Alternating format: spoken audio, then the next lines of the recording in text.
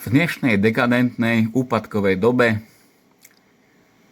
skrátka societa je Augiašov chliev, už máme aj kňazov, ktorí sa pustili do útoku voči chorým ľuďom. Vadí im, že nejakí ľudia sú v nemocnici. V živote títo kňazi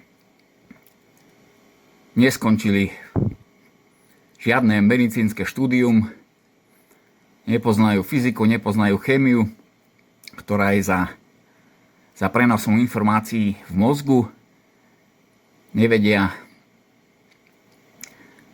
ani pomenovať 10 000 rôznych neurotransmiterov a neuromoderátorov, ale majú plné huby útokov na chorých v nemocniciach. Akože keď kňaz klesne tak nízko pod úroveň Hitlera, že útočí na chorých ľudí, čo to je za societa? Čo to je za kňaz? Čo robí v kostole?